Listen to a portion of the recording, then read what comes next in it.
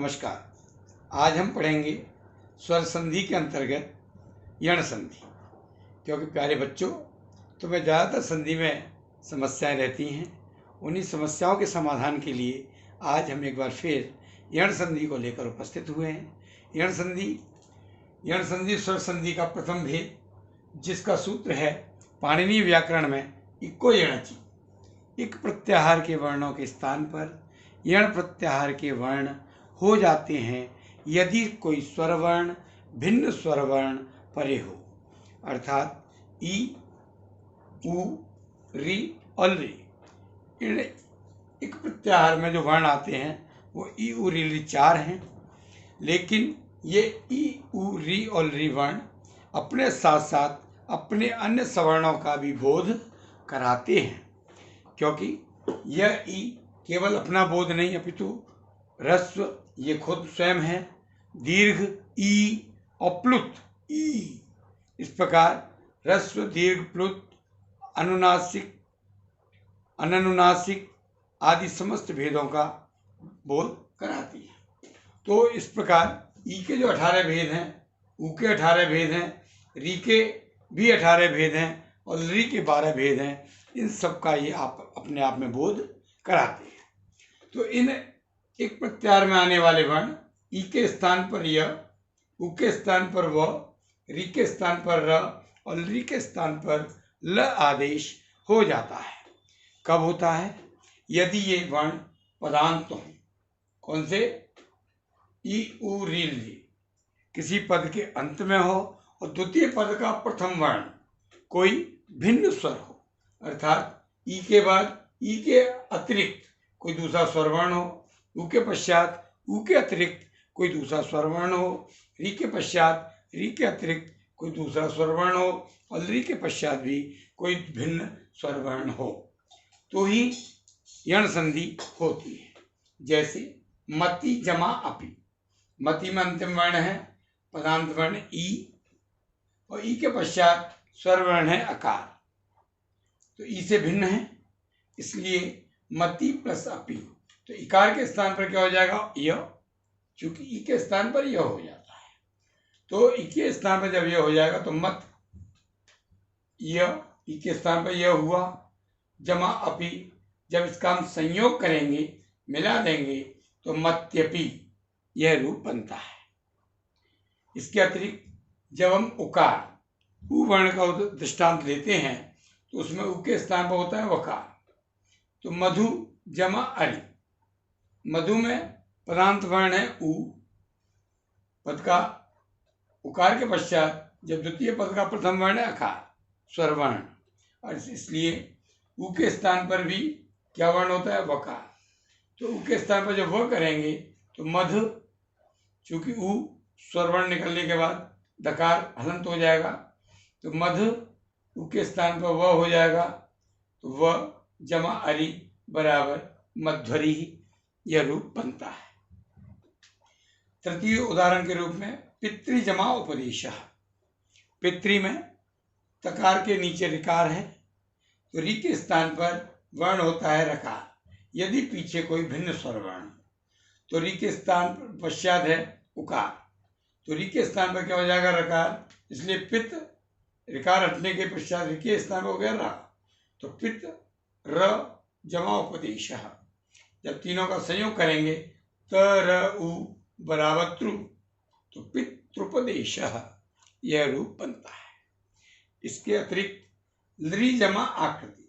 लृ के स्थान पर होता है ल यदि पीछे कोई भिन्न स्वर वर्ण हो, तो लृ के स्थान पर जब ल होता है तो लृ के पश्चात यहाँ चूंकि आकार है, आ स्वरवर्ण है, तो लृ के स्थान पर हो जाएगा ल, इसलिए ल जमा आकृति बराबर लाकृति, यह रूप बनता है।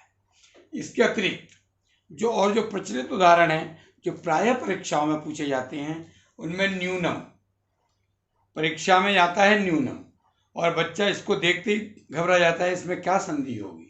आप इसमें देखिए न्यूनम, न्यूनम में क्या है?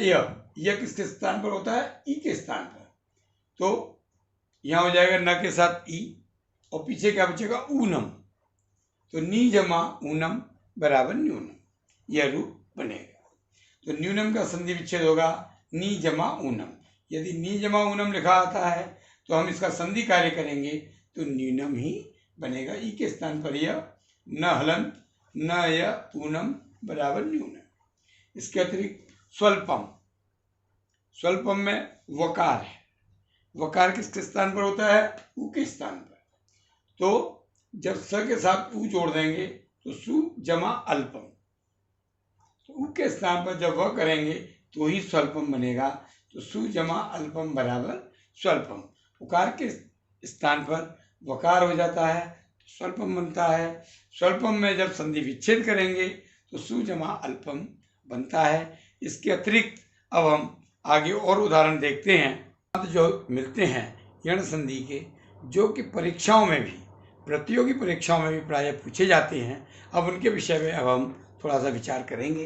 तो देखिए, सर्वप्रथम हमने लिया है यद्यद्य, यदि जमा अद्य। तो द्य में क्या है? द य अ, तीन वर्णों के मेल से बनता है द्य। तो यहाँ द्य में द के साथ क्या मिला हुआ है? यकार। य के स्थान पर क्या होगा? क्योंकि यह किसके स्थान पर होता है? ई के स्थान पर।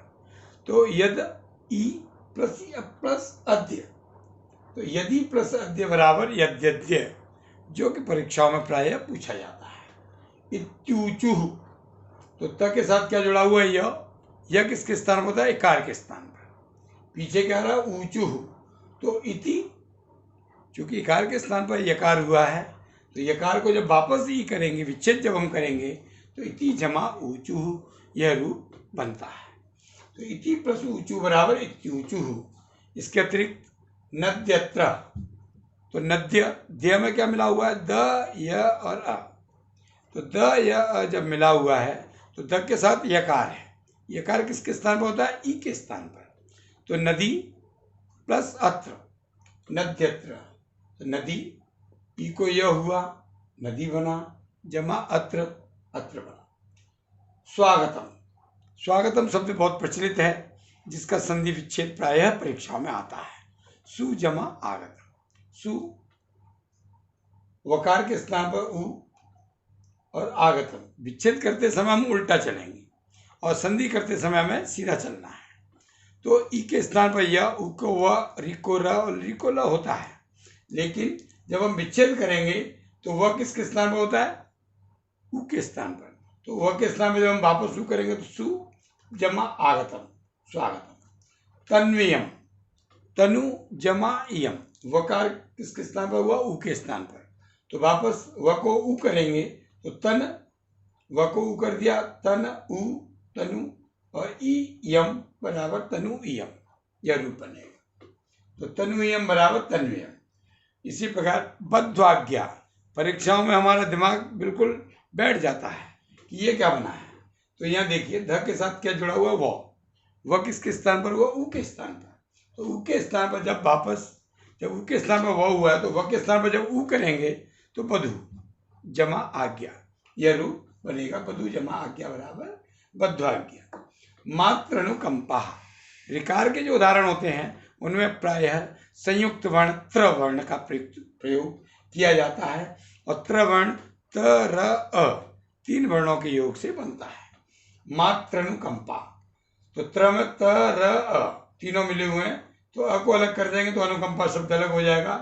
तो त और र किसके स्थान पर होता है? री के स्थान पर। तो मात्र र बना री का, तो मातृ जमा अनुकंपा, मात्र अनुकंपा।